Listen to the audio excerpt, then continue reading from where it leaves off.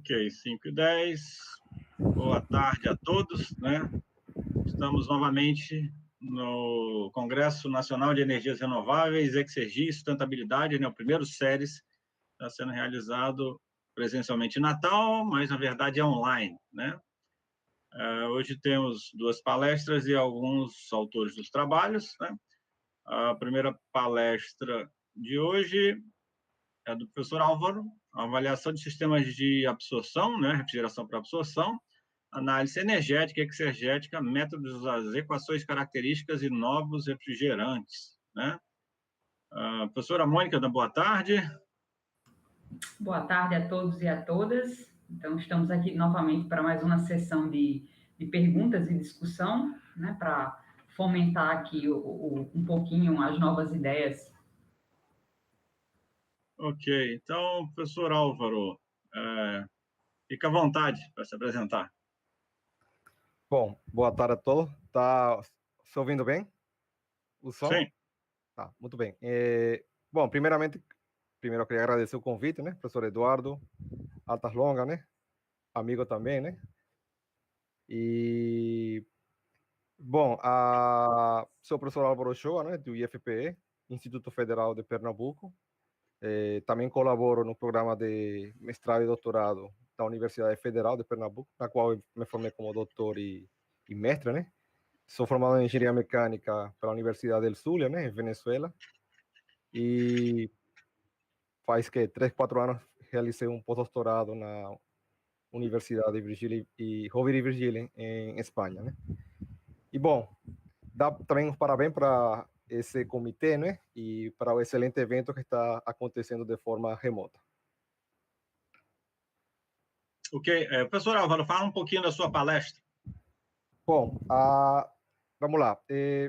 Assim, eu estudante do mestrado e doutorado, né, e ainda hoje venho trabalhando com a parte de refrigeração por absorção, né, um assunto que eu acho que, digamos, no Brasil ainda está, enfim, muito devagar, mas acredito que nos próximos anos isso vai chegar de vez e vai, digamos, ajudar na parte de sistemas otimizados e, digamos, com uma eficiência melhor. Então, essa palestra teve um objetivo principal. Primeiramente, mostrar um pouco sobre os sistemas por absorção, né? Falar um pouco da classificação desses equipamentos, né? O tipo de mistura que são utilizados para operar esses sistemas, né? Esses chillers ou esses equipamentos. E também a forma de modelar, ou seja, de que forma eu posso analisar o sistema, né? Energeticamente, pela primeira lei, exergeticamente, pela segunda lei, e economicamente, aplicando um método que eu aprendi, né, no mestrado, que é o método de Valerio Lozano, o TEC, né, Teoria de Exergética do Custo Exergético, né. E também uma coisa que eu aprendi durante o pós-doutorado, né, que vem me trazendo várias informações, que é o método da equação característica, né, que é um método analítico e termodinâmico para simular e modelar chiller por absorção, tá? Então, assim, basicamente foi essa a palestra, né? Eu tentei mostrar um pouco a parte matemática, né? A parte termodinâmica de primeira lei, análise global, e no final mostrei algumas aplicações, tá? Então, falando primeiramente das aplicações, né? Você pode ter um sistema de cogeração, né? Quando você gera pelo menos 2 produtos, né? A partir de um insumo, né? No caso, o gás natural, que foi o que eu trabalhei no mestrado, né? Utilizando uma turbina a gás, utilizando um chiller por absorção, que utiliza promento de lítio, e para produzir água gelada para um processo de climatização e eletricidade, né? E também a gente tem outro sistema, né, que já vem orientando no mestrado e doutorado, né, que é o sistema de trigeração, utilizando também gás, motores ou turbinas a gás, produzindo água quente, vapor, água gelada e eletricidade. Mas especificamente, que eu queria comentar para vocês, né? Muita gente pergunta, né? Professor, mas qual a diferença fundamental, né? Então, eu tento dizer para o pessoal que a diferença fundamental entre um chiller mecânico, né? Que é o que vocês conhecem, um ar-condicionado, né? E um chiller por absorção é um compressor. No chiller mecânico, você tem um compressor mecânico, ou seja, precisa de eletricidade para o acionamento. E, pelo lado do por absorção, você precisa de um compressor térmico, ou seja, um grupo de trocadores e uma mistura entre um fluido e outro fluido, uma mistura que vai funcionar como o sistema de compressão, tá? Existem vantagens e desvantagens que foram explicadas na palestra. E a outra coisa importante que o pessoal vem falando muito é sobre esse método da equação característica e qual é a sua importância, o que representa e por que o pessoal fala tanto, né? Então, esse método que eu acho bem legal é o seguinte: quando você tenta modelar um equipamento no qual você tem interesse de a potência que ele gera, a capacidade que ele gera, ou seja, se eu estou interessado em saber quanta energia devo colocar em um equipamento e quanto vai gerar, por exemplo, de água gelada, muitas vezes você não precisa analisar o equipamento internamente, tá? Então, esse método permite, a partir de dados reais e dados externos, que geralmente você pode medir. Em chillers comerciais, não sei se chillers por absorção, você medir temperatura e vazão interna do chiller é praticamente impossível, a não ser que você tenha um sistema experimental. Então, de que forma eu posso modelar? De que posso saber como esse equipamento vai se acoplar, por exemplo, um sistema de cogeração? Então, aplicando esse método, eu posso simplesmente, com dados externos, ou seja, coeficientes globais, vazões externas, e simplesmente com duas equações algébricas, eu posso modelar esse comportamento. Então, isso ajuda muito. Quem utiliza o ES, ou como chamam o EASY, né? Vocês sabem que o modelamento de sistemas por absorção é altamente complexo, né? Pela parte termoquímica, enfim. E se você não tem um interesse em si, o que acontece internamente do equipamento, e se o que acontece externamente, porque geralmente você tem, digamos, um objetivo específico, né? Então, esse método é muito bom e facilita muito os cálculos, né? Outra coisa importante desse método é que ele permite, digamos, estimar, se você deseja dimensionar ou colocar um equipamento maior ou menor, de que forma eu posso modelar o comportamento desse chiller sem precisar entrar em detalhes internamente. Então, a partir desse método, eu posso também utilizar para poder prever um dimensionamento de um equipamento novo. E só para finalizar, professor Eduardo, só rapidinho, uma coisa que eu vou falar isso aqui, né? Inclusive, o professor Eduardo forma parte desse artigo científico, né? A gente está tentando modelar um sistema transiente a partir dessa equação característica. Então, a gente tem encontrado resultados que, a partir de uma simplificação, digamos, em regime permanente, e colocando alguns termos transientes, a gente pode modelar, sem tanta complexidade, esse equipamento por absorção de forma dinâmica. Tá certo? Ok, professor Álvaro. Eu vi que sua palestra você aborda, né, uma comparação, as vantagens no sistema de absorção, fala do simples efeito, duplo efeito, né? Depois apresenta aí o equacionamento, balanço de massa, energia em cada componente, suas características, né? E aí você entra com o método de equações características, né? E faz uma revisão, né? Comenta, né? Começa na Alemanha com Ziegler e Albert em 2009, os primeiros trabalhos, e mostra lá suas relações, né? E faz uma abordagem com uma teoria de custo exergético também. E, como comentou, acho que o seu pós-doc foi com amônia, né, nitrato de lítio, né? Isso. Eu vejo interessante essas equações características porque ela tenta adaptar, né, para cada clima. Então, acho que um exemplo seria um automóvel construído na Europa, num ambiente frio, e se ele vem, por exemplo, para o Brasil, numa região quente. Então, às vezes até uma região desértica, ele pode ter problema de refrigeração e até um superaquecimento dele, né? Então, essa adaptação é importante. E como é que você vê essa importância dos métodos da equação características aplicada, né, em simulações e análise dos sistemas de refrigeração e de absorção? Como é que você vê isso? Bom, inicialmente, né, quando o pessoal o pessoal da Espanha tentou introduzir, Álvaro, você precisa estudar, tal, eu não entendia muito bem, assim, qual o sentido de utilizar esse método, né?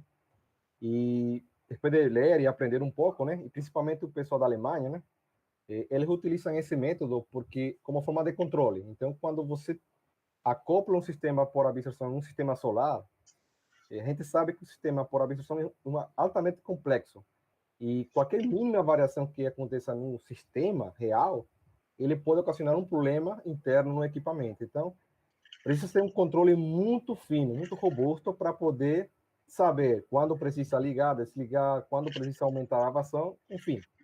E para isso, se você colocar as equações de balanço, né, tradicionais, que a gente conhece de primeira lei ou traciente, seria alta complexidade para tentar fazer um sistema de controle. Então, a partir desse método, você acoplando 2, 3 equações algébricas de primeira ordem, você tem, digamos, o desempenho, consegue prever o comportamento real em qualquer condição de operação, e isso pode ajudar no controle. Inclusive, um dos fatos que aconteceu na Alemanha é que esse Albert, esse pesquisador, eles colocaram, a partir de uma pesquisa muito ampla com esse sistema solar, colocaram, modificaram, eu não sei se uma lei ou um procedimento energético para o sistema por absorção e energia solar. Utilizando esse método, foi uma aplicação utilizando o transe, que permite, digamos, definir alguns parâmetros de controle para poder estimar o desempenho desses controles de segurança do chiller. Então, é uma ferramenta que é utilizada, é uma ferramenta analítica termodinâmica, porém tem aplicações reais em termos de controle e em termos energéticos. Ah, ok. E como é que o nitrato de lítio é um fluido refrigerante mais recente, né? Como é que seriam as características dele em relação à amônia e o brometo de lítio? A faixa de operação. Vamos lá. Digamos, essa palavra recente é um pouco complexa, né? Porque, inclusive, eu tive agora uma revisão de um artigo e o revisor foi bem duro comigo. Pessoal, recente, isso tem, desde os anos 50, vem sendo estudado essa mistura, né? Mas, enfim, o que eu tentei passar para o pessoal é que, ainda hoje, né, no mercado, só existem 2 tipos de mistura, comercialmente falando, que é brometo de lítio e água, utilizado para sistemas temperatura positiva, né? E amônia e água, que pode ser utilizado para temperatura negativa. Outro tipo de mistura, falando em equipamento comercial, não existe. Então, o pessoal da Espanha, conjuntamente com o pessoal da França, eles, através de um projeto lá europeu, eles dimensionaram, fabricaram e criaram protótipos, e isso se tornou um equipamento pré-industrial para uma empresa, utilizando essa mistura. Por que essa mistura é melhor, entre aspas, que amônia e água? Porque ela não precisa de um retificador. Ou seja, a amônia é um refrigerante, mas o nitrato de lítio trabalha, digamos, de forma parecida ao brometo de lítio, porém com pressões positivas. Então, elimina o problema do vácuo, elimina o problema do retificador e, além disso, precisa de uma temperatura de acionamento menor que a de amônia e água e brometo de lítio e água, que permite o uso de energia solar exclusivamente para operação residencial. Essas são algumas das vantagens que tem utilizar essa mistura. Além disso, as propriedades termodinâmicas permitem que o equipamento seja menor, ou seja, você coloque menos quantidade de mistura dentro do equipamento, permite utilizar trocadores de placas. Então, o equipamento realmente é pequeno. Então, você não precisa de grandes equipamentos de torre de resfriamento para dissipar o calor. E é um equipamento que, teoricamente, é ótimo para o espaço residencial, né? Ok, ele tem uma temperatura menor no gerador, né? E Isso. são mais compactos. Ok, obrigado. Professora Mônica, por favor, as perguntas. Pronto, nós temos perguntas aqui, uma pergunta aqui no YouTube. Antes eu queria só fazer um comentário, abrir um parênteses, que quando eu trabalhei no Canadá, e a gente estava um pouco mais ao norte, já com temperaturas aí bem baixas, inclusive a gente tentou fazer um projeto incluindo, né, chiller de absorção, e simplesmente os fabricantes lá nos Estados Unidos diziam que era um pesadelo. Inclusive, lá no Canadá, eles não conseguiam obter certificação nenhuma para chiller de absorção de duplo efeito, por causa do problema lá com as temperaturas, né, que normalmente chegavam até a menos 40 no inverno, né? Então, acabava que a gente tinha otimizações de sistema, acabava que não ficava muito diferente, né? Não fugia muito do chiller mecânico. Mas aí, nós temos aqui uma pergunta, primeiramente, parabenizando pela palestra, né? E a pergunta é se você, Álvaro, trabalha ou já trabalhou com análises exegéticas de chillers com condições ambientais variáveis. E se você acha que isso tem influência considerável nos resultados. Vamos lá. Assim, sempre quando você analisa, digamos, energeticamente ou exergeticamente um chiller, ele tem um fator assim, digamos, um parâmetro que influencia muito na performance, no desempenho do chiller, é a temperatura de resfriamento do sistema. Assim como no sistema mecânico, a temperatura de resfriamento, mas especificamente no chiller por absorção é fundamental, porque, digamos, no compressor térmico, você tem um gerador, que é o que vai gerar o vapor refrigerante, porém tem um absorvedor, que eu acho que é o elemento crítico de qualquer sistema por absorção. Então, a troca de calor e de massa nesse equipamento depende muito dessa temperatura de resfriamento. E essa temperatura de resfriamento está atrelada, vinculada diretamente à temperatura do ambiente, né? Então, esse é um fator determinante. Eu, particularmente, na parte exergética, a única coisa que eu fiz com chiller foi no mestrado, utilizando a teoria TEC, né, de Lozano e Valero, lá de Zaragoza, que Mônica deve conhecer bem, utilizando uma planta de cogeração que existe lá na Universidade Federal, com uma turbina a gás, um chiller de brometo de água, torre de resfriamento e tanques de acumulação de água quente e água gelada. Mas, em termos de simulação, não. Em termos experimentais, a gente teve que lidar com a temperatura de Recife. Então, como ficava dentro de um laboratório, quando você ligava a turbina de manhã cedo, a temperatura ambiente estava mais ou menos, digamos, boa. E à medida que passava o dia, o mesmo calor da turbina, nosso equipamento interno, fazia que a temperatura ambiente ficasse muito quente. E você percebia isso tanto na eficiência da turbina a gás, como a performance do chiller. Ok. Professora Mônica? Isso. Não, por enquanto só essas perguntas só. Tá bom. Professor Álvaro, parabéns pela sua palestra, né? Ela começa a dar um bom esclarecimento sobre as vantagens do sistema de refrigeração para absorção e mostra a vantagem do método de equações características, né? Novamente, obrigado pela sua participação. Obrigado, prazer. Obrigado. E vamos, na sequência, ao professor Jorge Recante. Se apresente, por gentileza, professor. Boa tarde a todos. Estão me ouvindo bem? Sim. A palestra Tecnologia de Armazenamento de Energias, Termoacumulação e Energia Mecânica, né? Pode continuar. Perfeito. Meu nome é Jorge Henriques, né? Sou professor do Departamento de Engenharia Mecânica da UFPE. Né? Actuo também no programa de pós-graduação em Engenharia Mecânica da mesma universidade. Estou na UFPE desde 2002. Né? A minha formação foi toda na Unicamp. Né? Fiz graduação, mestrado e doutorado na Unicamp. Né? E depois eu recebi um convite para vir para o Nordeste, especificamente para Pernambuco, e primeiro como professor visitante, e posteriormente, um ano depois, eu fiz concurso e fiquei por aqui, na universidade. Né? Na minha formação, eu fiz doutorado em engenharia mecânica, como falei, né, na área de térmica e fluidos, né, esse é o nome da área de concentração da época, né. Então, a minha área de atuação tem sido basicamente desde essa época em análises, né, de sistemas e processos, né, energéticos, né, ou processos térmicos, né, em geral. Né.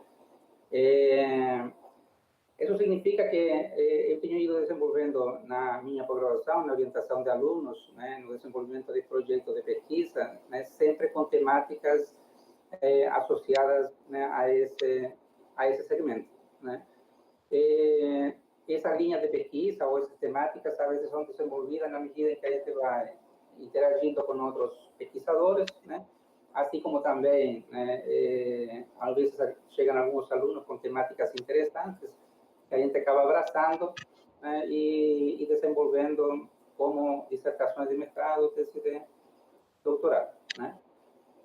Na atualidade, né, eu trabalho dentro da linha de pesquisa, está concentrada em dois temas bem definidos, né, uma em motores de combustão interna, e isso obedece, na realidade, a um projeto de pesquisa que eu coordeno, né, em colaboração com a FCA, né? Participam outros projetos, outros professores, né, do departamento e do Instituto Federal, né, do Pernambuco. E esse projeto tem puxado, digamos, vários estudos, né, de ordem numérica, assim como também experimental na área de motores, né? E a outra linha de pesquisa que eu já também estou atuando bastante no último tempo é armazenamento de energia, né? Na realidade, eu trabalho com armazenamento de energia desde a época do mestrado, doutorado, já fazia, né, alguns estudos na área de armazenamento de energia térmica, né? Especificamente calor sensível e calor latente, né? Depois abandonei isso um pouco, né? Fui desenvolver outro tipo de coisas e novamente isso surgiu no caminho. Eu abracei novamente e é o que eu estou fazendo, né, no momento, né? Entendendo aí, né, na parte desses estudos, né, a parte de energia, né, térmica para a parte termoquímica, que é uma coisa que está em desenvolvimento e está dando né, muitos estudos, né, nessa área, e a parte de armazenamento elétrico, né, especificamente em sistemas de grande porte, que seriam sistemas CAES, né, por ar comprimido, e mais recentemente ar comprimido liquefeito, né? Então, essas são as duas grandes, né, áreas, né, de trabalho, né? E isso, de alguma forma, puxou, né, essa palestra, né? Eduardo organizou esse evento, né, junto com a Mônica, isso vem sendo trabalhado já há algum tempo, solicitou que um tema de palestra, e eu pensei exatamente na parte de armazenamento de energia, né? Eu acho que isso encaixa perfeitamente com esse primeiro congresso, né? Congresso de Energias Alternativas, assim como também, né, a parte de sustentabilidade, né? Como que foi a palestra em si, né? O que abordei nela, né? Eu estruturei essa palestra pensando numa introdução, né? Pensando numa palestra mais introdutória, onde pudesse discutir, né, a questão da importância do tema, né, para nos dias atuais, e também discutir, né, algumas das tecnologias, não todas, né, existem muitas tecnologias de armazenamento de energia, né, isso é crescente, né, algumas são mais importantes que outras, algumas estão mais maduras, outras estão em processo de desenvolvimento. Então, eu estruturei pensando, né, em discutir importância e discutir o funcionamento dessas tecnologias, né, como que elas de fato funcionam, né, tentando dar uma visão nesse aspecto, né. Então, discutir, na realidade, um pouco, né, como armazenamento poderia ou deveria, né, ganhar sua importância como elemento auxiliar em sistemas térmicos de grande porte, né. Quando se fala de cogeneração ou a introdução de energias alternativas intermitentes na matriz elétrica, né, o armazenamento de energia começa a ganhar importância, né. Tem algumas fontes, né, de energia que exigem a necessidade do armazenamento de energia. Se a gente pensar em energia solar térmica, né, em sistemas de potência termosolares, o fato de não ter som durante todo o dia, ou o fato da possibilidade de não ter som durante alguns dias, exige que, para que esse sistema funcione de forma adequada, a gente possa ter, né, algum pulmão, algum sistema que permita armazenar, né, energia em excesso, para que a gente possa manter esse sistema funcionando de forma adequada. Por licença. Ok, professor Jorge. Para completar, não? Sim. Só para concluir, né? Assim como também existe o caso, né, de sistemas de armazenamento de energia que não são essenciais para os sistemas funcionarem, né? O sistema pode funcionar sem um sistema de armazenamento, né? Entretanto, ele pode trazer benefícios, né? Então, discutir um pouco também sobre os benefícios associados a custo, né, benefícios ambientais, né? Um sistema de poligeração, por exemplo, é um caso específico desse, onde você pode ter energia térmica que não tem demanda imediata, mas você pode deslocar no tempo, né, essa oferta de energia com o sistema de armazenamento térmico, né? Então, o sistema em si, né, o armazenamento, né, de energia, as tecnologias que estão sendo, né, desenvolvidas, que estão sendo postas aí para para a sociedade, né? Elas são como podíamos denominar como sistemas auxiliares dentro de grandes sistemas energéticos, né? Mas que ganham importância, né? Principalmente nos dias de hoje, e por isso que esse tema está com tanta relevância hoje. Bom, sim, obrigado pela sua apresentação, né, e mostrar as importâncias. A sua palestra, você mostra aí armazenamentos elétricos, térmicos, né, e aí você vai citando eles, por exemplo, as baterias, né, muito aplicado nos automóveis, né, agora, então, tem uma tendência de os automóveis elétricos, aí bombeamento hidráulico, que é muito utilizado na Alemanha, né, e outros, como o sistema de armazenamento de ar comprimido, né, o KS, né, e dessas tecnologias de armazenamento, né, você que apresentou, quais são as mais utilizadas na atualidade, né, e se tem algum destaque entre elas? Como é a sua opinião em relação a isso? Veja, na realidade, nós temos aí, né, você citou, né, todas as que você fez citação no momento foram, né, o armazenamento de energia elétrica, né? Aí, talvez, um esclarecimento, o título da palestra era e eu acabei mudando o título da palestra, está como armazenamento de energia elétrica e térmica, porque, na realidade, são essas duas grandes, né, linhas, né, de armazenamento. Entra energia elétrica, sai energia elétrica, entra energia térmica, sai energia térmica naquele sistema, né? Você citou três, na realidade citou baterias, né, tem uma técnica, né, que é bastante utilizada. Citou CAES, que é um sistema, né, de grande, né, porte, né, e citou também o sistema de bombeamento hidráulico. Então, pensando no armazenamento elétrico, certo, dessas tecnologias, né, até por uma questão de maturidade, né, o bombeamento hidráulico domina o mercado, né? Na realidade, o levantamento, né, de uns 5 anos atrás, mais ou menos, sobre a capacidade instalada, né, de sistema de armazenamento para o setor elétrico, para a energia elétrica propriamente dita, né, falava-se de uma capacidade instalada de 140, né, gigawatts, né, de capacidade instalada de armazenamento, sendo que 99% dessa capacidade instalada era com bombeamento hidráulico, né? Essa é a realidade, né, no mundo, né? O outro 1% é dividido quase meio a meio em sistemas CAES, né, e baterias, né? Baterias das mais diversas tecnologias, né? Aí, bateria de íon lítio também é, dentro desse conjunto de baterias, também é que se destaca, né?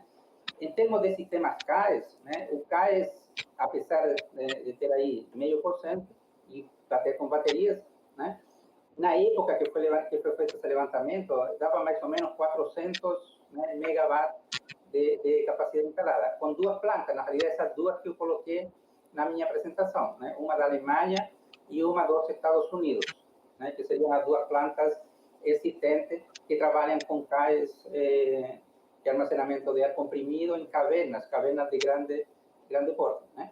Esse ano, especificamente, em maio, por aí, né, a China divulgou o comissionamento de uma nova planta CAES, né, que entrou em operação, né, com uma capacidade de 100 megawatts de potência, né?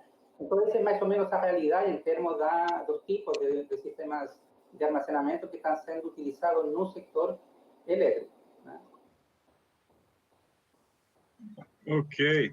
É interessante que o bombeamento hidráulico você pode utilizar ele, né, armazenar ele em situações onde você não tem o pico de energia. Então, por exemplo, de madrugada, de noite, né, armazenar a água no relevo, né, e durante os picos de energia eles serem acionados, né, onde o custo da energia é maior, né, e a eficiência no caso de bomba, né, e das turbinas são altas, então você tem uma boa eficiência nesse sistema de bombeamento hidráulico, né? Então corresponde a 99%, né? E você tem hoje em dia você tem muitas turbinas que são reversíveis, então são turbinas bomba, né? Funcionam, podem operar como turbina ou como bomba, então é o mesmo equipamento que faz esse processo. A única necessidade é que você tem que instalar um reservatório inferior, né, para que você possa fazer a transferência de líquidos de um reservatório para outro. Então os custos de instalação acabam sendo menores, dentro de sistemas já pré-existentes, por exemplo. Ok. E para encerrar, né, o sistema de armazenamento com ar comprimido, né, ele é adiabático, onde você não vai queimar nenhum combustível. Ele geralmente ele tem uma aplicação de escala menor, né? Como é que você vê ele para aplicação em escala, ampla escala, né? Escala maior, uma maior potência, ele é possível? O que você acredita? Você fala do adiabático, né? Isso, o adiabático, isso, o caso adiabático, sem queima Os de... carros adiabáticos são uma proposta, na realidade, porque é uma tecnologia em desenvolvimento, né?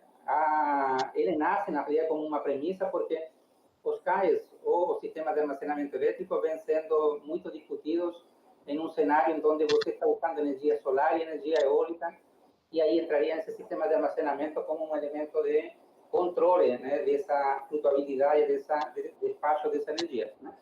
Então, nesse sentido, quando você coloca um CAES diabático, que são os existentes atualmente, você queima um combustível. Então, não faz muito sentido se utilizar para armazenar, né, energia, nesse caso mecânica, né, através de energia que é renovável, completamente, né, mais limpa do ponto de vista ambiental. Claro que se a gente olhar, obviamente, para o ciclo de vida, talvez, né, não tenha esse afeto, né?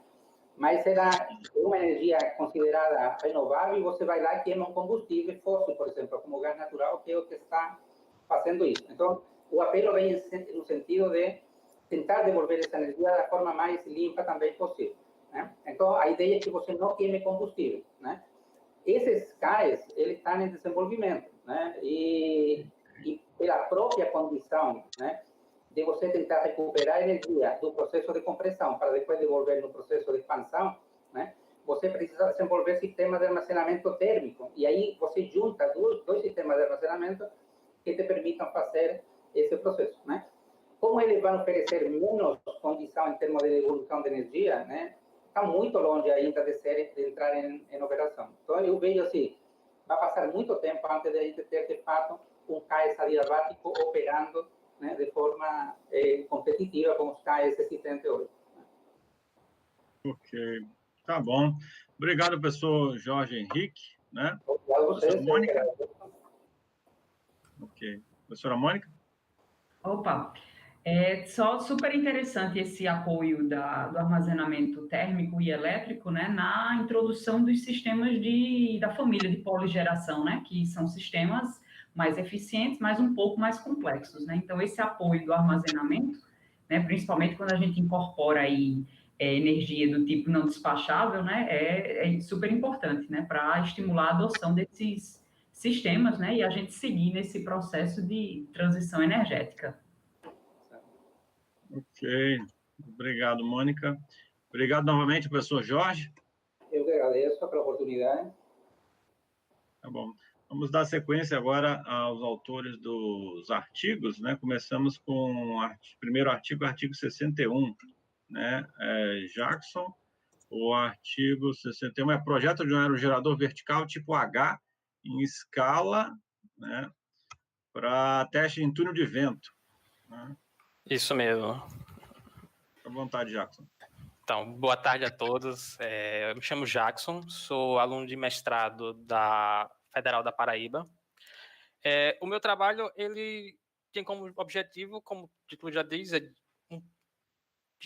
criar uma metodologia de projeto de aerogeradores verticais para serem testados em túnel de vento, partindo desde a caracterização do vento, passando por um processo de otimização, para, então, passar por uma análise de similaridade e, então, uma análise estrutural para dimensionar uma estrutura capaz de suportar os esforços desse aerogerador.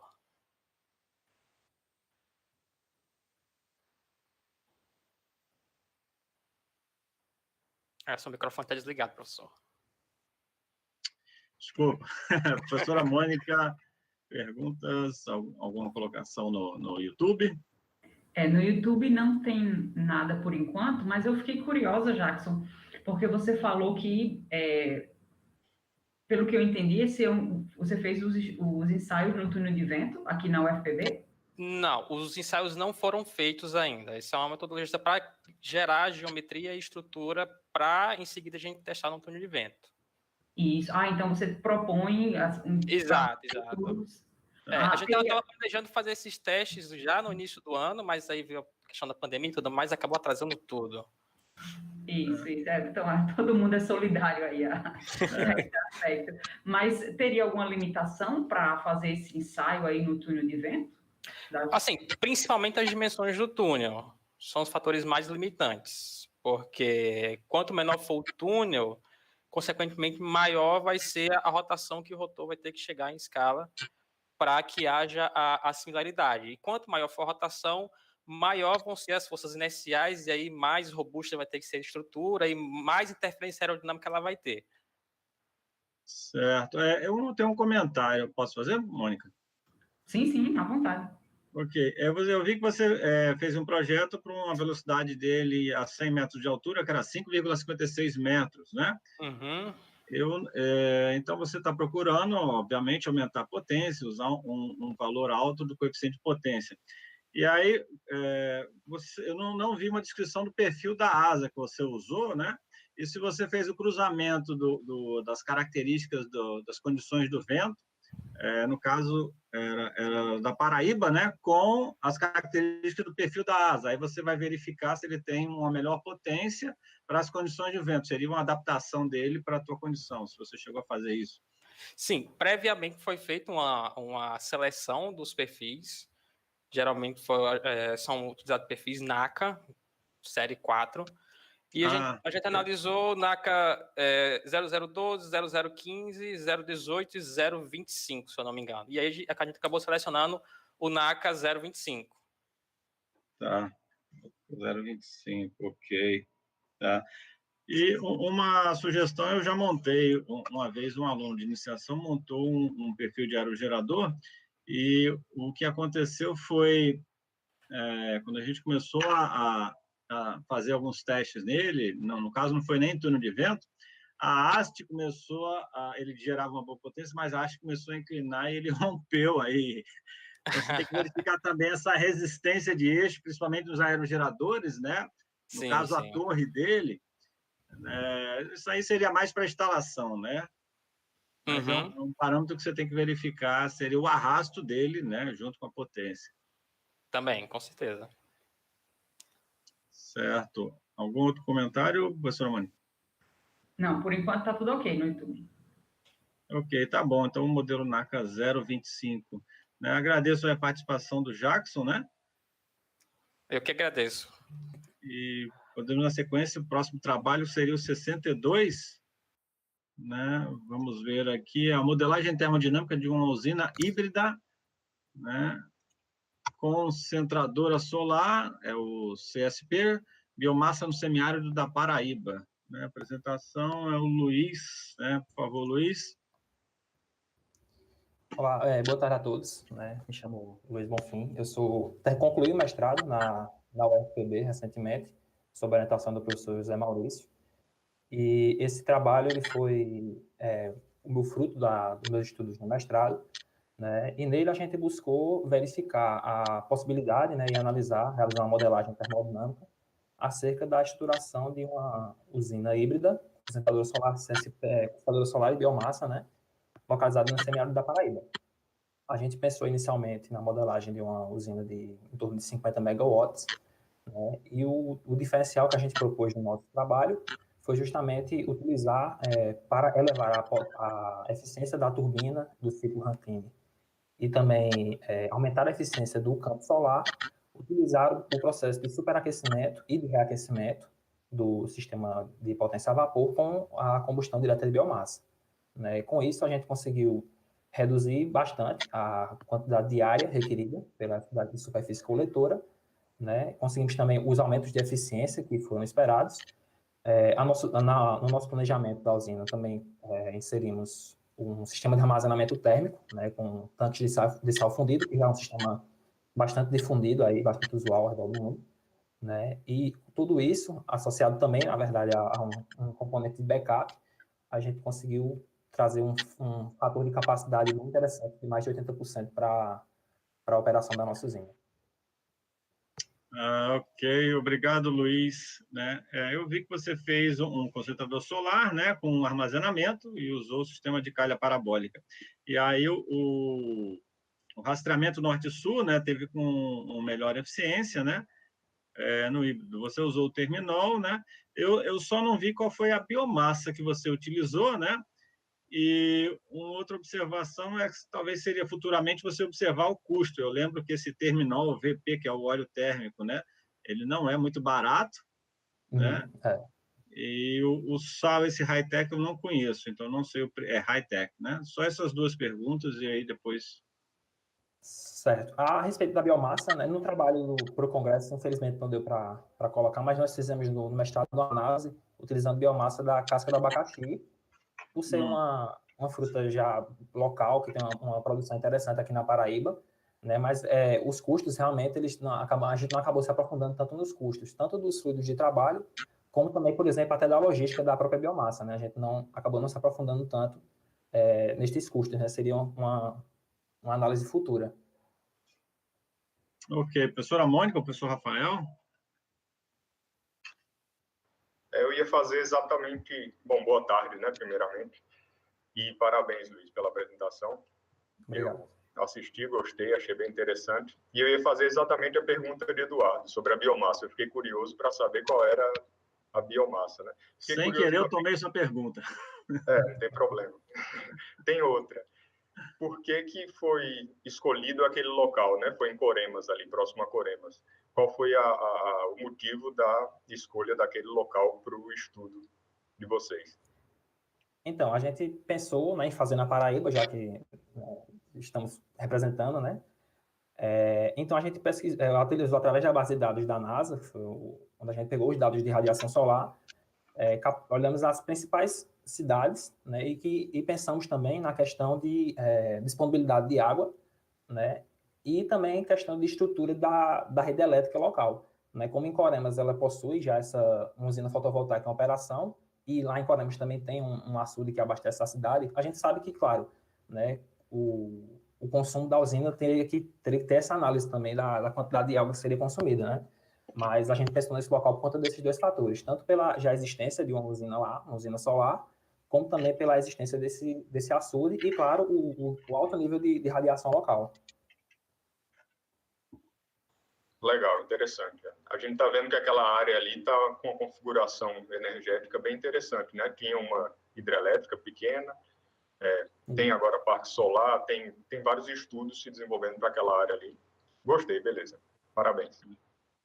Obrigado. Um comentário curto? Sim, professor Jorge, fica à vontade.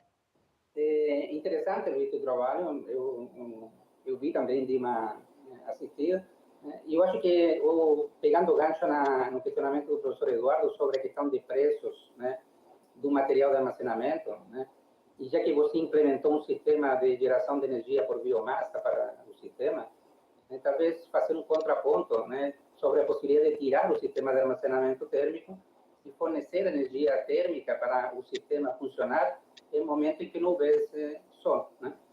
Na realidade, leilões mais recentes sobre questões de plantas, né, de energia, de fornecimento de energia, estão levantando a possibilidade de propostas, né, de usinas ou de sistemas de produtores, né, híbridos, onde você tenha, por exemplo, energia eólica e uma planta biomassa junto, para que a intermitência possa ser tratada dessa forma. Então, você já está com meio caminho andado na tua análise, porque você poderia fazer também esse contraponto para verificar como que ele se comporta, até em termos econômicos, né? Sim, perfeito. A gente colocou o armazenamento térmico, pois a gente pensou que talvez, como o nosso foco inicial era a energia solar propriamente dita, a usina seria muito abastecida por biomassa e acaba que a energia solar ficaria como coadjuvante, né? Então, a gente pensou em colocar o sistema de armazenamento para poder a usina não ficar tão dependente da biomassa, né? Porque se analisando os resultados, a gente viu que mesmo com o armazenamento térmico oriundo da energia solar, ainda assim o consumo de biomassa com essa modificação acabou ultrapassando a quantidade de energia que a gente gera por energia solar. Ok, professor Jorge, o Luiz Bonfim, né? A professora Mônica, algum comentário? Não, por agora não. Não. Então tá bom, Luiz Bonfim, muito obrigado e parabéns pelo trabalho, né? E que você continue fazendo suas simulações, né? E verificando aí não só eficiência, mas custo e impacto ambiental, né? Que são também critérios de seleção de projeto, né? Novamente, obrigado, né? Ok, muito obrigado pela oportunidade também. Obrigada, Luiz. Parabéns. Obrigado. Vamos ao próximo trabalho, 63, aproveitamento de resíduos orgânicos e esgoto na Universidade Federal do Pará, uma alternativa sustentável de gestão e tratamento visando a geração de biomassa e bioenergia, né? Temos aqui o Cláudio Vitor, né? Fica à vontade, Cláudio. Boa tarde a todos, eu sou o Cláudio Victor, sou aluno de graduação da Universidade Federal do Pará, do curso de Engenharia Mecânica. Realizei a construção desse artigo com a minha professora, a doutora Ana Paula Matos. E, bom, como o professor Eduardo falou, o tema do meu trabalho, né, vai propor uma nova forma de gestão e tratamento desses resíduos gerados. Sabemos que esses resíduos gerados, e quando não tendo uma destinação adequada, pode ser muito mais prejudicial, assim produzindo o gás metano, que é o gás principal aí nessa degradação dos resíduos, que é 21 vezes até mais poluente que o próprio gás carbônico. Então, tratando isso diretamente dentro da Universidade Federal do Pará, que em média possui uma geração de 450 quilos de resíduo.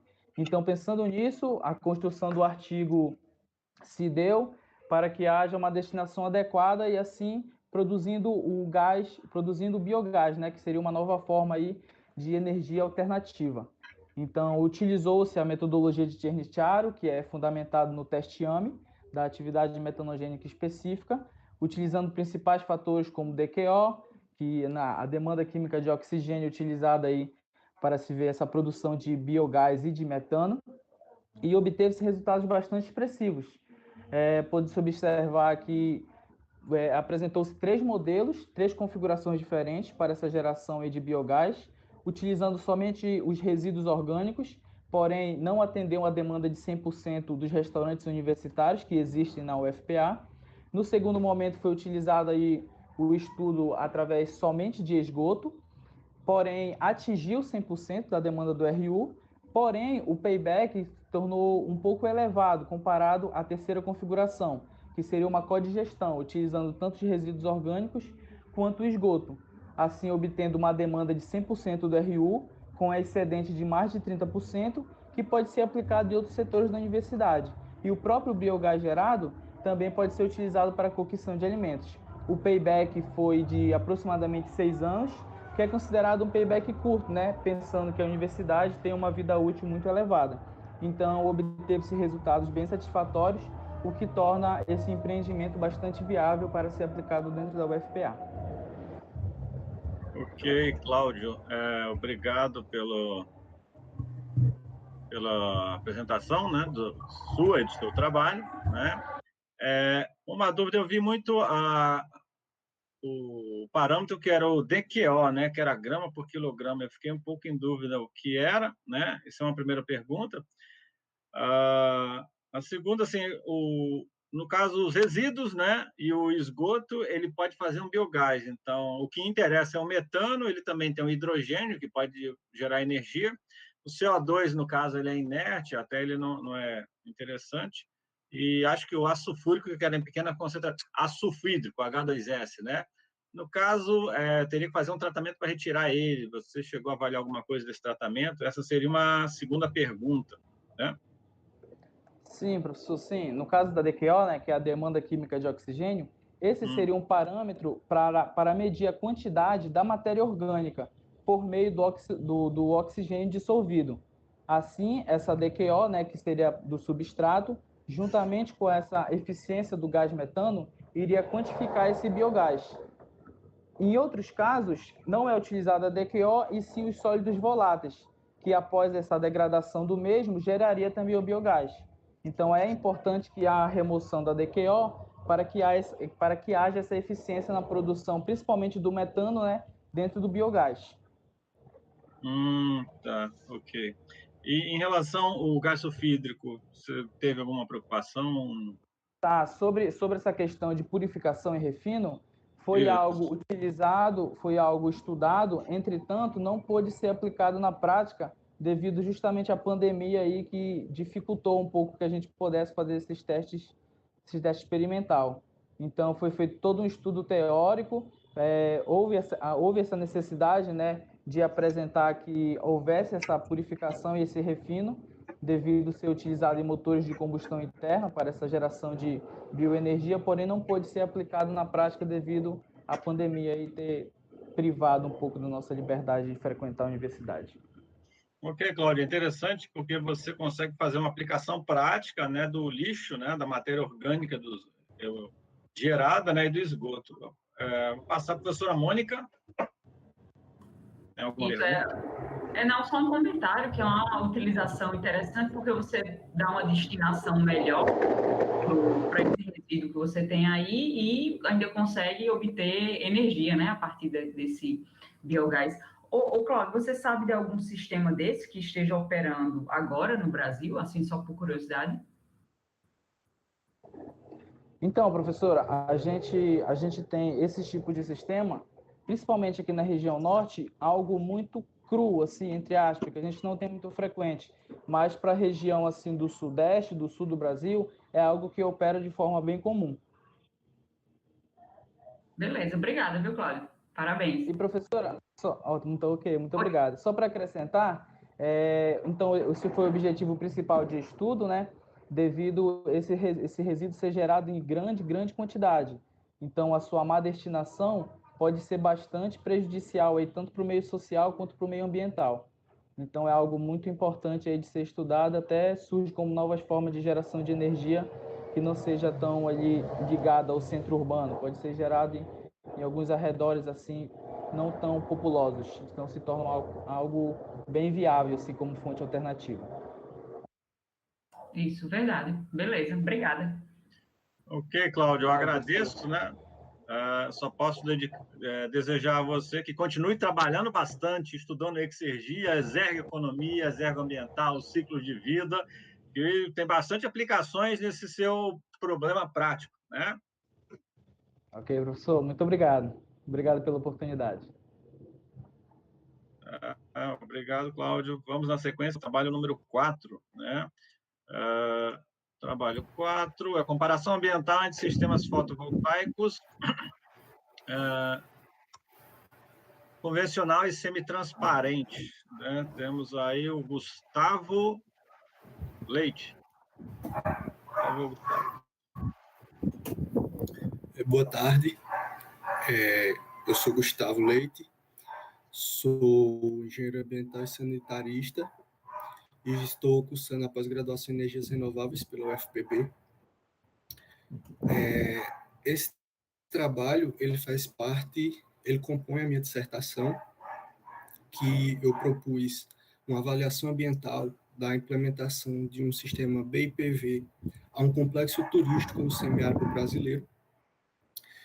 E esse trabalho ele visa comparar ambientalmente, através de uma CV, os impactos ambientais entre um sistema convencional e um semitransparente.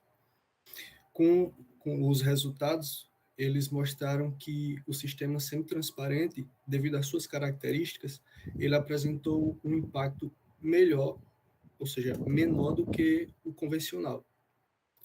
E com o trabalho foi possível a gente ver de que forma cada material ele contribui para esse impacto total, e a gente pôde ver qual o material, como a sua contribuição e quais os processos eles mais contribuem para esse impacto total. O ser transparente, ele se mostrou ambientalmente melhor do que o convencional. Tá bom, obrigado, Gustavo. Professora Mônica, estou falando muito, vou deixar voz feminina. Tá, ok, muito obrigada. Obrigada, Gustavo, pelo resumo aí do seu trabalho, parabéns pela apresentação. Temos duas perguntas para você aqui no chat, certo? No YouTube. Primeiramente, tem alguma forma de otimização para diminuir os valores obtidos com a CV? Essa é a primeira. Existe. Esse trabalho, ele foca até a geração da eletricidade, aliás, desde a obtenção da matéria-prima até a geração. A gente não está tratando do descarte. Então, quando a gente usa ambientalmente correto, ambientalmente mais viável, como a reciclagem, ao invés de um aterro sanitário, como é o mais comum, a gente consegue gerar mais créditos ambientais, que já foi tratado no trabalho específico ao alumínio, mas a gente pode trazer essa quantidade de crédito, aumentar com relação aos outros materiais, o que vai gerar uma maior compensação, além da não geração de novos resíduos com a destinação para o aterro. Isso. E tem outra pergunta aqui que fala: a área maior ocupada pelo sistema semitransparente pode diminuir a vantagem na pegada de carbono em relação à menor área ocupada pelo sistema convencional? A área em si, eu não diria que é vantajosa. A área, ela só diz respeito à questão do tamanho do painel, porque a gente vai precisar de um painel maior para gerar a mesma quantidade de eletricidade quando comparado ao convencional, porque a gente precisa de células para que haja esse efeito translúcido. Então, ele vai contribuir na quantidade de vidro solar que a gente vai usar na fabricação do painel. Consequentemente, vai trazer a sua carga de carbono, CO2 equivalente. Então, de acordo com o tipo de material, se a gente está pegando a matéria-prima primária ou secundária, vai haver essa variação, mas eu não sei, não posso dizer que nesse caso ele interferiu dessa forma, para melhor no caso. Isso, porque você focou nas emissões de gases de efeito estufa, né, que são emissões atmosféricas, né, então você contabilizou a composição material, né, do sistema, né, os quilogramas, então está relacionado, né, a área com a quantidade de material. Exato, entendi. Parabéns, Gustavo.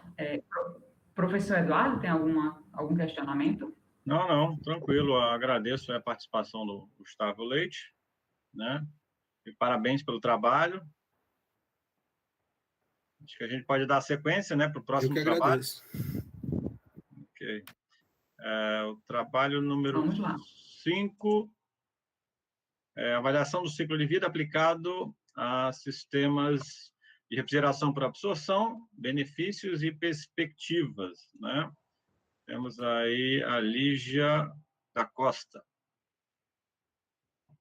À vontade, Lígia, se apresente e fale um pouco do seu trabalho. Boa tarde a todos. O meu nome eu sou a Lígia da Costa Garcia e viemos da Universidade Federal da Paraíba. O trabalho que eu vou apresentar agora fiz junto com a Renata Abreu e com o Vitor Lobo, orientada pela professora Mônica Carvalho, nossa orientadora, né? E a gente fez um estudo da literatura, uma revisão da literatura, para saber mais, né, ficar ciente sobre a aplicação da avaliação de ciclo de vida em sistemas de absorção, sistemas de refrigeração por absorção. E na pesquisa a gente utilizou as bases de dados da Science Direct e da Scopus, encontramos 84 estudos e depois de um processo de exclusão, né, e de seleção, a gente ficou com 10 artigos apenas. O mais antigo desses artigos foi de 2008, vindo até o ano de 2019. E foram apenas 6 os países de origem desses trabalhos: a Tailândia, o México, a Itália, a Grécia, 4 da Espanha e 2 dos Estados Unidos. Uma coisa que a gente percebeu é que existem alguns objetivos diferentes, né? E o que gera e muitas peculiaridades de cada um, onde eles foram aplicados, a matriz energética, as características que foram escolhidas, as características de cada um dos sistemas, inclusive do objeto de estudo, e tudo isso contribuiu para que haja um padrão, né? A metodologia da ACV nos dá uma liberdade muito grande, então há uma falta de padronização, a gente percebeu, de modo que ficou muito complicado, inclusive, da gente conseguir comparar esses valores, esses resultados, porque uns eram obtidos através de gráficos, outros focavam em determinadas categorias de impacto, o que complicou a comparação, né? Unidades diferentes, entre outras coisas, entre outras características. Mas a gente concluiu que definitivamente a ACV é uma metodologia muito útil, muito especial para esse tema, e que os sistemas de refrigeração por absorção são bastante promissores, porque nos dá a possibilidade de usar as energias renováveis, né, como fonte. Ok, Lígia, obrigado. Professora Mônica, eu acho que tem alguma pergunta no YouTube? Isso. Tem uma pergunta no YouTube aqui. Gostaria de perguntar a Lígia se houve uma tendência no fator que mais contribuiu para os impactos ambientais de um chiller de absorção entre as pesquisas envolvendo a CV. Eu entendo que é o fator que mais contribuiu, né, para o impacto ambiental final. Então, é uma pergunta interessante, mas um pouco complexa, porque depende muito do sistema. Mas uma tendência que a gente percebeu é que quando o sistema ele recebe esse aporte de uma energia renovável, como a energia solar, a tendência é que o fator, né, que mais contribua seja o dos materiais, né, que envolve a extração, a fabricação, os materiais em si. Porque isso é diluído ao longo dos anos de vida por causa do sistema da energia solar, por exemplo, que não traz tantos impactos na operação, né? Mas quando não se usa essa fonte, um dos principais fatores que contribui muito é a questão do uso da energia elétrica, mas também depende muito do país em que ela foi instalada, que o sistema está sendo instalado, porque a matriz energética muda muito, né? Se, por exemplo, for aqui no Brasil e lá fora, na Europa, dependendo do país, vai distinguir, porque a nossa matriz ainda é 70% de energias renováveis, então depende muito.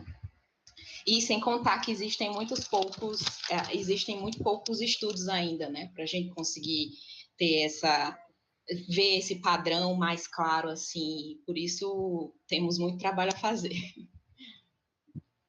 Isso. Inclusive, você tem mais um trabalho que é um sistema, mas é convencional, correto? Isso, que é o que eu vou apresentar daqui a pouquinho. Certo. Eu acho que o professor Álvaro tem um comentário a fazer. Isso. Bom, boa tarde, Lígia, né?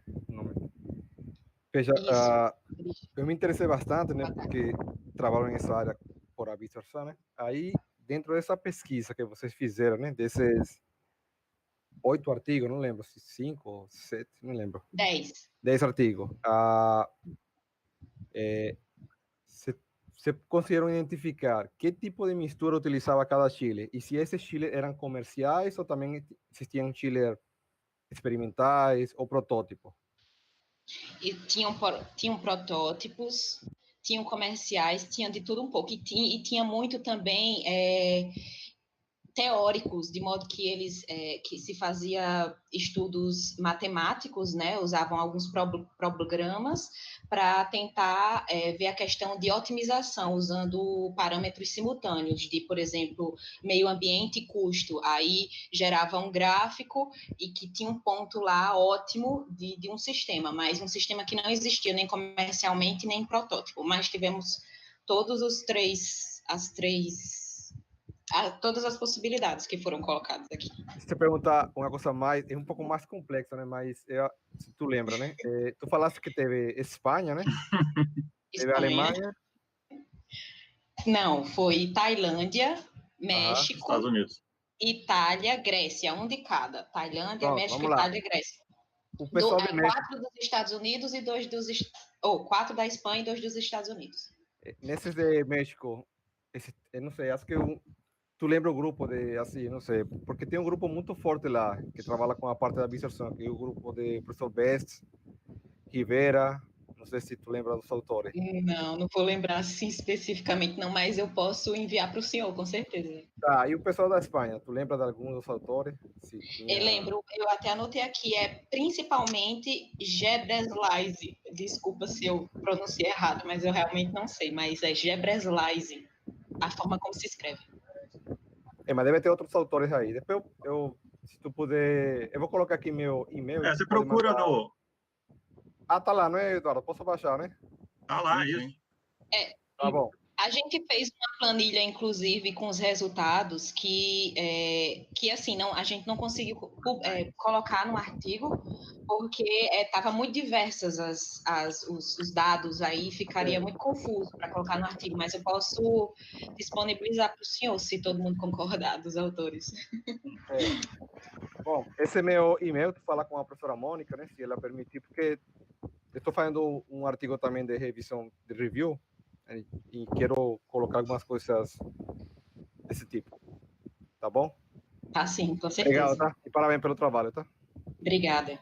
Ok, parabéns, Lígia, né? Obrigado aí, professor Álvaro. Eu acho que a gente depois vai pensar em fazer uma análise, né, do congresso, né, e realmente isso ajuda para todo mundo que se interessar pelos trabalhos, né?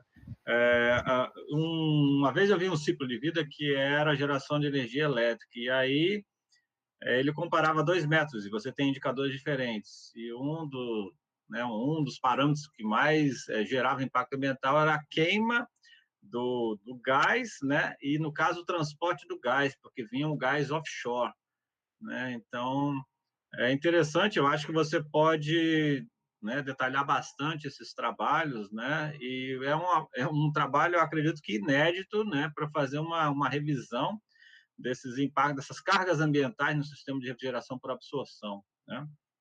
Mas parabéns à Lígia aí. Eu acho que a gente pode dar sequência no... Eu que agradeço, professor, pela oportunidade.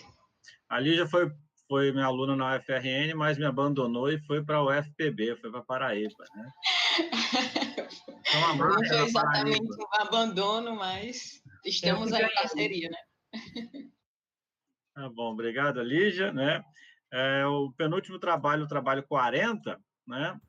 Sistemas de aquecimento solar ou caldeira a gás, comparação de emissões de carbono, né?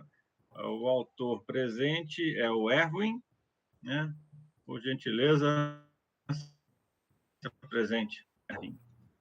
Oi, boa tarde a todos. Está transmitindo direitinho? Sim. Boa tarde, meu nome é Erwin, eu sou engenheiro mecânico, né? Estou fazendo mestrado em energias renováveis na UFPB, né? Eu sou orientando a professora Mônica, e esse artigo foi elaborado juntamente com Rafaela e Lígia Garcia, e Rafaela Barbosa, né?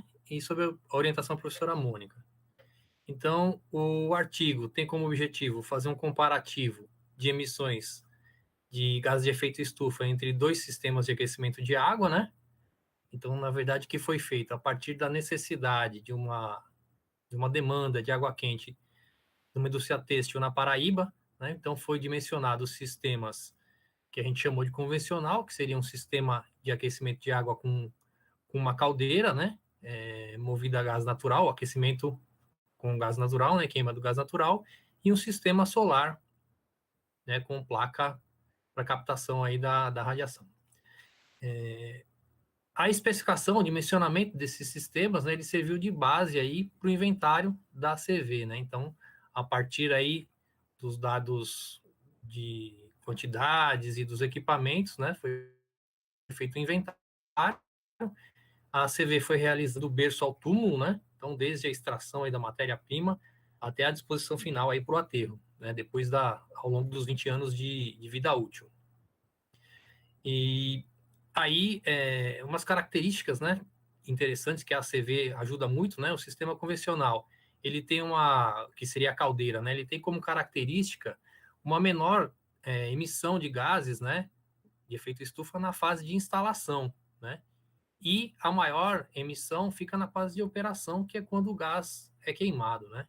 E já o solar é o contrário, né? Eu tenho praticamente toda a demanda aí de emissões fica na fase pré-operatória, e a fase operatória em manutenção é muito pouco, né? Então, a contribuição.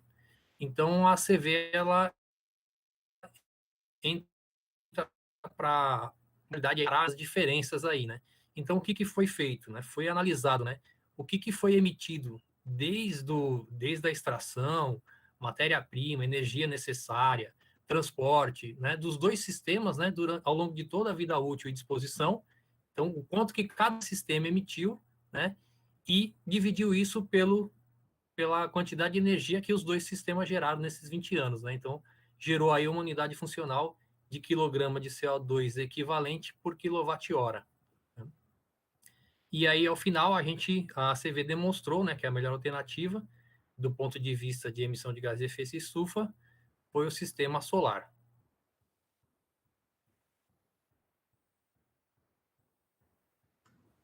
Microfone, Eduardo. Tem que ativar o microfone, Eduardo. O microfone. Opa, sim, desculpa. Erwin Stutz é um nome alemão isso daí. Isso. Então, eu pareço mais japonês, mas eu tenho descendência alemã também. Ok, Erwin, obrigado aí pela apresentação, né? Temos alguma pergunta? Acho que a professora Mônica ou não, professor Rafael? Tá. Enquanto eles... Isso, vai lá. Eu tenho uma pergunta, Eduardo. Perfeito. Não sei se vocês estão me ouvindo bem. Sim, sim. Sim. Parabéns, Zé, pela apresentação. Obrigado. Gostei do trabalho, bem interessante esse trabalho de vocês. Eu percebi que não foram consideradas as emissões de operação, né, do sistema solar, e acho que está ok, não vejo nada de errado nisso, já que elas são derivadas principalmente da manutenção, né? Então, como isso também não foi considerado, no meu entender, no sistema a gás, eu acho que está ok. Mas a minha pergunta é se vocês têm alguma ideia de quanto seria essa contribuição. A gente imagina que é pequena, claro, mas eu queria saber se em algum outro estudo, em outra localidade, se vocês têm alguma, para ter comparação e para ter uma ideia de quanto seria essa contribuição da operação. Ela é pequena, mas é o quê? 1%, 2%, 10%? Quanto seria? Eu vi, mas agora não me recordo especificamente se era do sistema térmico ou se era do fotovoltaico, mas se não me falha a memória, eu vi alguma coisa dizendo em 0,7%. Uma faixa pequena, né? E na verdade, isso é assim, né? Foi algum artigo que eu li, mas isso, na verdade, é um objeto de estudo, né? Que pode ser feito aí mais para frente, para realmente se ter algum valor mais concreto do que falar é pouco, né, ou uma quantidade menor, né? Também pode ser melhor averiguado aí, né, num próximo estudo. Ok. Então, a ideia é fazer esse estudo também, entender quanto seria esse valor, né? Beleza. Isso. Ok, professor Rafael, obrigado. Eu vi que você compara, né, as emissões, né, do sistema convencional e solar, aí a operação, obviamente, que o solar tem uma emissão de CO2 equivalente maior, né, no caso, impactos de construção, aí eles se vertem, depois, se eu não me engano, era 3 meses, né? Eu lembro disso daí no seu vídeo. E aí você comparou, né, com um artigo de 2012, Martinopoulos, né? E eu achei uma discrepância grande, porque ele fala que dá meio quilo, né, de CO2 equivalente para cada quilowatt-hora, esse Martinopoulos, e o teu ficou 0,01, 0,005. Acho que você poderia pensar mais, né, por que será essa diferença, né, tão grande, né, de um trabalho de 2012, talvez. Ele abordou mais algum aspecto, detalhou mais algum ponto, né, que nem o professor Rafael falou. A justificativa, que até a gente comentou, acho que até no vídeo também, principalmente, né, o tamanho, né, da instalação, né, porque não foi um tamanho equivalente, né, na verdade foi uma comparação entre um residencial, né, e um industrial, né, então se não me falha a memória, são 4 metros quadrados só de placa, esse que deu a maior carga, né? E o nosso são 55 coletores e 8 tanques de 8.000 litros, né? Então, na verdade, produz muito mais, né? Isso pode ter dado alguma diferença. E uma outra coisa também foi porque, como o nosso estudo era um comparativo entre o sistema solar e a caldeira, muitos equipamentos que tinham, que vamos dizer assim, fossem comuns, né, tanto a um quanto ao outro, ele foi eliminado do comparativo, né? E esse sistema residencial, na verdade, ele não eliminou, né? Então ficou, deu margem também para aumentar ainda mais essa diferença. E também outras condições, né? Que são, por exemplo, a vida útil, que pode estar mudando, né? A abrangência, né, da ACV, né? A radiação incidente na localidade também pode estar contribuindo aí de forma diferente, né? Então, são parâmetros que também, vamos dizer assim, de certa forma, né, conseguem justificar essa diferença que ficou bem grande aí, né? Tem um efeito, ok, né? Esses parâmetros têm um forte efeito, porque para você publicar artigo, você tem que fazer uma boa comparação para mostrar um resultado bem diferente dos outros, né? Para você explicar por que deu essa diferença tão grande. Mas é muito bom o seu trabalho, parabéns, né? Obrigado. E aí recomendo, continue estudando bastante ciclo de vida, né? Vou estudar bastante. Se entrar na exergo ambiental é melhor para mim. Eu agradeço aí. Ok, obrigado, Erwin. Vamos agora ao último trabalho, a Lígia, né? Novamente, temos aqui 2 trabalhos, emissões de carbono no sistema de climatização de um edifício universitário, trabalho número 56. Lígia, não precisa se apresentar, pode detalhar um pouco o seu trabalho, por favor. Só esqueci de dizer, como o senhor já comentou, né, professor Eduardo, que eu sou engenheira mecânica da UFRN, e, inclusive, o trabalho que foi gerado agora, né, o artigo que foi gerado agora, foi fruto começou com o meu TCC da UFRN, que eu fiz um PMOC do sistema de climatização da Escola de Ciência e Tecnologia. Então, o artigo que nós produzimos, né, eu e a professora Mônica, como minha orientadora, ele tem o objetivo de, utilizando a avaliação do ciclo de vida, quantificar as emissões de carbono, a pegada de carbono, para esse sistema de climatização da Escola de Ciência e Tecnologia, lá da UFRN. E a gente utilizou como unidade funcional a capacidade de refrigeração total do sistema, que foi de 1.735 kW.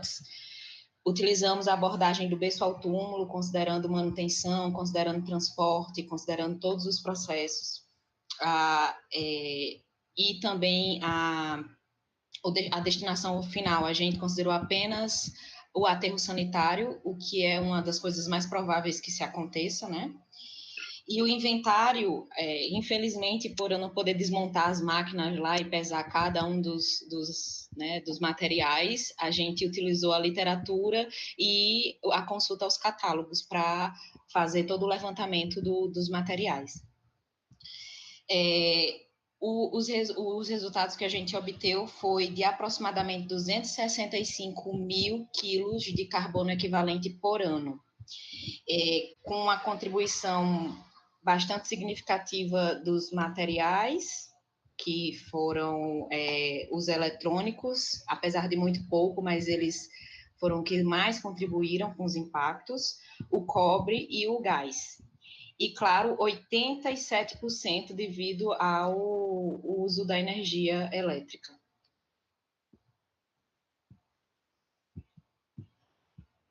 E é isso. Certo, eu acho que a internet do professor Eduardo travou, mas eu vou assumir aqui porque eu acho que ele ia fazer uma pergunta, que ele tinha até me enviado aqui. Obrigado, Lígia. Voltou. Isso. O Eduardo travou aqui. Se tiver lento, pergunta, né? Pode ser que esteja começando a ficar pesado aqui Por favor. Pode perguntar. Isso. Não, o professor Álvaro tem uma pergunta e eu acho que você tinha uma também, né? Eu mandei uma para você, isso. Eu mando para você. Tá.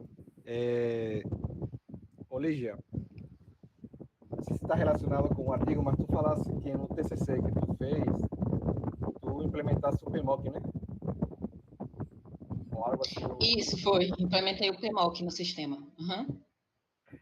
Mas implementa o PMOC em todo o prédio do CT lá, ou levasse em conta todas as salas, tudo? Todas as máquinas, 168 máquinas. Mas se tivesse ajudado o pessoal da manutenção, ou é porque, assim, isso hoje é lei, né? Hoje é lei que tem que ter um PMOC. Isso, hoje é lei, desde janeiro de 2018. Isso. Mas em muitos cantos isso ainda não se cumpre. Aí por isso que achei meio... Porque no serviço público, principalmente, o pessoal não faz isso. Entendeu? Então, quando tu falasse disso, achei bem legal, né? A importância de aplicar, né? E levar em conta o PMOC. Não, eu só queria ter essa dúvida contigo, tá? Obrigado, tá? E parabéns pela implementação, tá? Porque isso realmente mudar o tabu do pessoal da parte pública. A privada é difícil, a parte pública ainda é mais difícil. Parabéns pela implementação. Tá? O pessoal lá é cuidadoso, sempre que possível.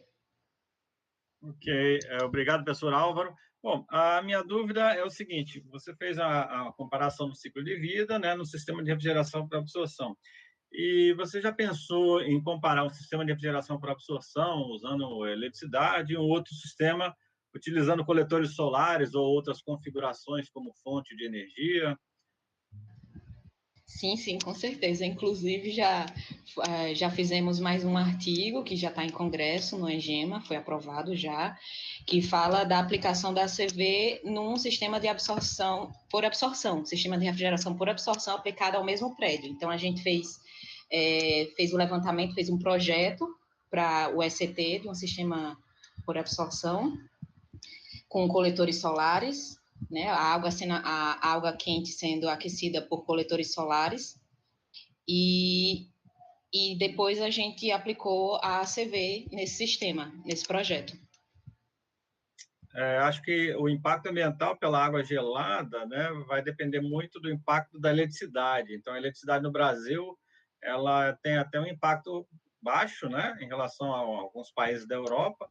E qual foi o que você concluiu? Que é melhor usar um sistema solar ou a nossa eletricidade? Então, a diferença foi de 75%, ganhando a energia solar. Interessante. Bom, isso não está no seu trabalho, mas estamos aqui pegando algumas informações, né? Isso vai estar na minha dissertação, inclusive. Perfeito, tá bom. Eu sei que eu perdi uma aluna, mas tudo bem. A pessoa da Paraíba tem tratado o pessoal muito bem. Os doutorados, meus alunos que querem fazer doutorado, eu mando para a Mônica, né? É uma máfia boa, o pessoal é gente boa. Você está bem instruída aí, parabéns à sua orientadora, a professora Mônica, né? Professora Mônica, algum comentário? Isso, não, o comentário é que a gente está fazendo o estudo estritamente do ponto de vista ambiental. Ok, então tá bom. O professor João Alves ficou tão quietinho hoje, o que houve com ele? Tem algum comentário, professor João? Não tenho não. Eu estava aqui ouvindo, eu sei que o tempo é curto, então a gente deixa aí as pessoas para comentar seus trabalhos devagarinho. Se alguém tiver interesse em discutir algo mais sobre o trabalho do Jackson, pode ficar à vontade, a gente faz isso em outro momento. O professor João Alves confirma a máfia da Paraíba, porque ele era da UFRN, saiu da UFRN e foi parar aonde? Na Paraíba. Na verdade, meu coração não deixou a UFRN ainda, eu ainda sou apaixonado pela UFRN. Obrigado aí aos palestrantes, né? No caso, o professor Álvaro, né? O professor Jorge, a participação do professor Rafael e do professor João Alves, né? E todos os autores aí, obrigado pela participação. Só alguns avisos rápidos, né?